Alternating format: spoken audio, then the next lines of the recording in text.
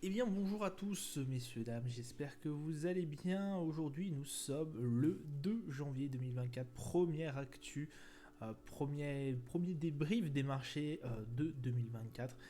Écoutez, pour l'instant c'est un peu du rouge, hein, c'est pas mal du rouge qui est tombé sur cette première journée de cotation au niveau des marchés. On a un CAC 40 qui a fini à moins 0,16%, 7530 points. L'Eurostock moins 0,20, 4512. Le DAX qui a clôturé dans le vert. Le seul indice européen pratiquement plus 0,11%, 16 769. Le FTSE moins 0,15, on est à 7721 points. Le Dow Jones dans le vert pour l'instant et le Nasdaq dans le rouge. Ils sont tous les deux en cotation, donc forcément on est quand même assez loin de la clôture, ça risque de pas mal bouger. Le Dow Jones qui prend plus 0,25% à l'heure actuelle, 37 783. Le Nasdaq moins 1,24, 14 824. Et le Nikkei 225 à moins 0,22. Le pétrole Brent 76,53$, moins 2,36%. Le 11 d'or qui bat des records, qui a battu des records encore je crois de tête. 2062,60$, l'euro USD 0,95$. Le Bitcoin qui franchit les 45 031 dollars. Au palmarès du SRD, on a Ramsey Général qui finit en large hausse, plus 4,21, Sartorius plus 3,97, Nokia plus 3,46 au niveau des plus fortes baisses, SES, Imagotag moins 3,98, Voltalia moins 5,09, Borel Electron moins 8,21. Alors ce début d'année qui a été on va dire assez frileux, effectivement on a eu pas mal de choses au niveau venant de la Chine.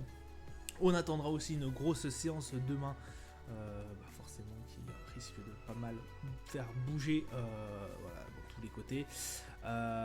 Et puis écoutez, pour l'instant on reste un peu sur voilà, on reste un peu sur nos acquis qu'on a eu l'année dernière, voilà, avec notamment Total Energy qui a repris un peu un peu de la force, parce qu'effectivement il avait dégringolé la semaine dernière, on avait perdu je sais plus combien de pourcents. Donc écoutez, il est en train de reprendre un peu de poil de la bête, mais effectivement la grosse actu aujourd'hui ça a été les indicateurs chinois qui ont été complètement dégradés. La zone euro ça a été pareil, on verra de toute façon sur le calendrier d'annonce économique, mais ça n'a pas été du tout bon.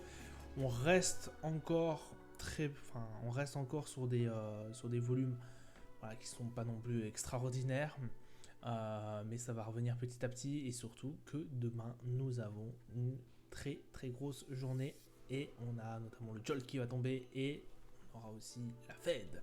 Donc voilà, journée très très importante demain, on commence déjà à se remettre dans le bain pour ceux qui étaient en vacances. Donc forcément aujourd'hui voilà, pas beaucoup de prise de risque. On a quand même le Nasdaq qui chute pratiquement de moins 1,28%. On a notamment eu une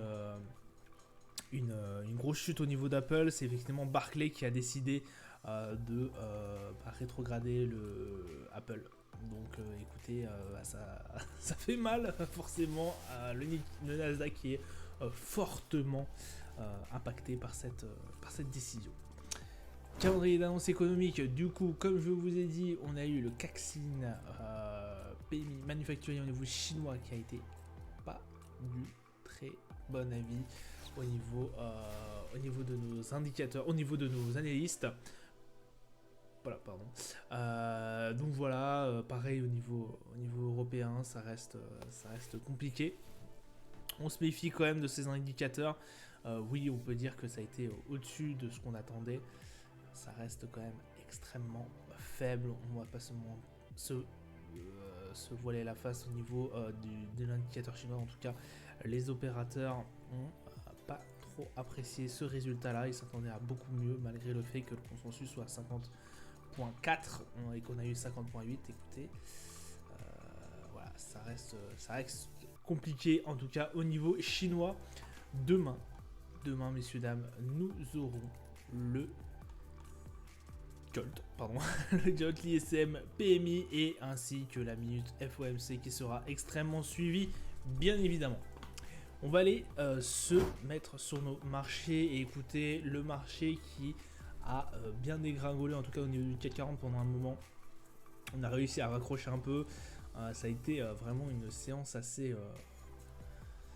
ouais, pas vous mentir, on a eu une séance assez tendue. On a été chercher en dessous des 7500, on a été retrouver les 7006.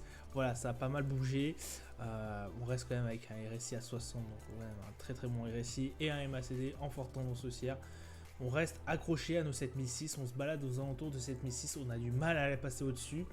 Ça reste compliqué et là on a un peu de volume quand même qui est revenu, donc écoutez, on va attendre demain pour voir si la tendance peut soit s'inverser, soit continuer et effectivement repartir au-dessus des 7600 points. Le Brent 76,75$, on a été aussi très très haut. Je pense qu'on va reparier sur une baisse au niveau du Brent d'ici peu. Je pense que j'ai passé un ordre à la baisse. Vu tout ce qui se passe, c'est bien possible qu'effectivement le Brent redescende encore, chute encore un peu, ce qui ne m'étonnerait absolument pas. Donc voilà pour le Brent, 42 au niveau du RSI, le MACD toujours en tendance baissière. Voilà. On reste vraiment sur une tendance de fond baissière et puis une légère loi de 2 qui se profile au fur et à mesure du temps. Le 11 d'or, messieurs, dames, qui avait été sur les plus hauts. Alors, je vous ai dit qu'il était sur les plus hauts, mais non, pardon, il avait été sur les plus hauts pendant un petit moment. On avait clôturé plus haut il y a quelques jours de ça, mais en tout cas, on avait bien cédé ce niveau des 2000 pour l'instant. Bah, écoutez, c'est une journée rouge encore une fois. 2062$, ça reste quand même très très bon dans l'ensemble. Ça reste quand même un gros 11 d'or là, qui a bien évolué depuis le temps. Un RSI à 60, un MACD voilà, en tendance haussière. On a eu un peu de mouvement, on a eu un peu de volume aussi sur cette journée sur le 11 d'or. Donc écoutez, je partirai bien sur potentiellement une hausse à très long terme. Mais voilà, méfiance au niveau des 2000 toujours, ça peut effectivement nous faire basculer et nous faire remonter.